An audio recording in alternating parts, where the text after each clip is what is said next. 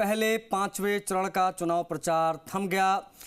हर तरफ चुनावी योद्धाओं ने इस बार जान झोंक दी, लेकिन 36 घंटे बाद जो सबसे बड़ा चुनावी युद्ध और संग्राम होने वाला है वो सिर्फ 2 सीटों पर है, अमेठी और रायबरेली। और वहां वोटिंग में अब सिर्फ 36 घंटे बचे हैं। राहुल हो, प्रियंका हो, कांग्रेस की टीम हो या फिर स्मृति ईरानी बीजेपी की ब्रिगेड, दोनों ही तरफ से इन दोनों सीटों के लिए पूरी ताकत लगा दी गई है। सारे संसाधन झोंक दिए गए, क्योंकि ये दोनों सीट नहीं बल्कि साख का सवाल है।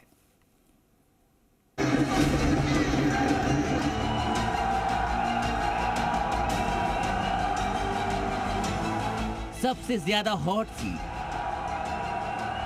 सबसे ज्यादा जोरदार चुनाव, सबसे ज्यादा निगाहें, सबसे ज्यादा जोर और सबसे बड़ी जंग। अमेठी और रायबरेली की जंग का फाइनल होने में अब सिर्फ 36 घंटे और कुछ मिनटों का दौर बाकी है। मुकाबला बड़ा है, जाहिर है, इसीलिए जद्दोजहद भी बड़ी हुई।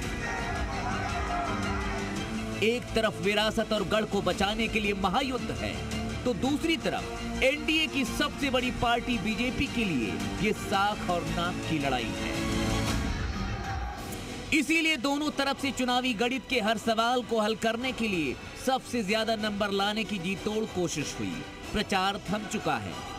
ठीक अब से कुछ देर पहले तक दोनों तरफ से अमेठी और रायबरेली में सियासी पैर पैतरों के हर दांव की आजमाइश हुई। परिवार के गढ़ को बचाने के लिए प्रियंका गांधी वाड्रा अमेठी में किशोरीलाल शर्मा के साथ कुछ इस अंदाज में जनसैलाब बटोरती दिखाई दी। ये भीड़ अमेठी में फिर से कांग्रेस की सियासत को हरा करने के लिए सड़कों पर थी। वहीं मां की विरासत को सहेजने के लिए राहुल गांधी रायबरेली की गलियों में घूमते नजर आए। कभी जुबान से असर डालने की कोशिश, तो कभी ट्वीट, सोशल मीडिया से संदेश देते हैं कि इन गलियों में मेरा बचपन गुजरा।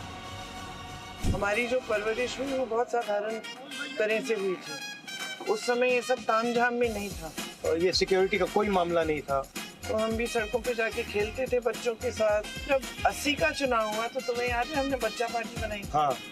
40 बच्चों का गैंग था। ये आपके एमपी हैं, मैं रायबरेली का एमपी हूंगा, मगर मैं भी अमेठी का एमपी हूं।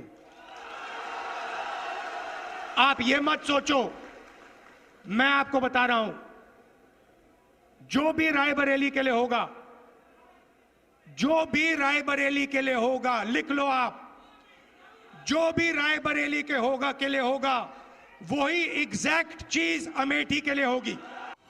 कल मां सोनिया के भाषण का रायबरेली पर क्या असर पड़ेगा? क्या इस भीड़ से समझा जा सकता है? अपना बेटा सौंप रही हूं, जैसे आपने मुझे अपना माना, वैसे ही राहुल को अपना मान कर रखना है।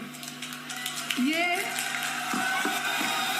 राहुल आपको निराश नहीं करेगा।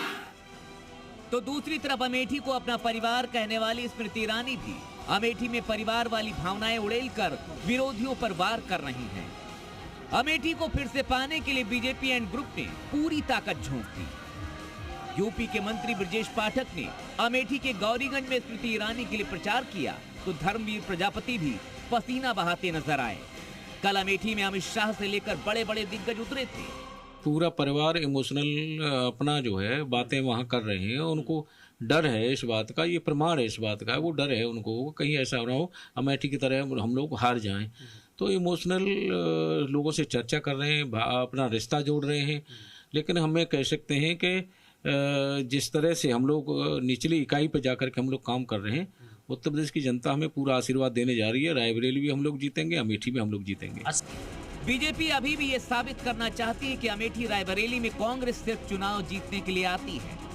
तो कांग्रेस नेता कह रहे हैं कि चुनाव जीतने के लिए बीजेपी हथकंडे आजमा रही है, बता रही कि बीजेपी की कहानी गलत है और बीजेपी अगर चुनाव जीत गई तो हो सकता है कि आगे चुनाव भी मुश्किल है। जब से हारे राहुल जी तब से आए नहीं, और जब से जीती सोनिया तब से नहीं आए। तो जब जनता के बीच में आप गए नहीं तो आप कैसे वोट पाओगे? जब किस आधार पर वोट देंगे? कांग्रेस के सारे काले चिट्ठे इस समय निकल के आगे जितने घोटाले थे जो उनके समय जो शुरू थे, आज उनके काले चिट्ठे के आधार पर जनता ने कांग्रेस से दूरी बना ली है। वो भ्रम फैला रहे हैं, अब उनके भ्रम में कोई आने वाला नहीं। लोग समझ गए मोदी जी असत्य बोलते हैं, चुनाव जीतने के लिए किसी भी हद तक जा सकते हैं, लोग समझ गए। तो अखाड़ा तैयार है, वोटर भी तैयार है। बस 36 घंटे बाद वोटों की आहुति होनी बाकी है। देखते हैं लोकतंत्र के इस यज्ञ में अमेठी रायबरेली की जनता आशीर्वाद किसको देती है। ब्यूरो रिपोर्ट, जी मीडिया।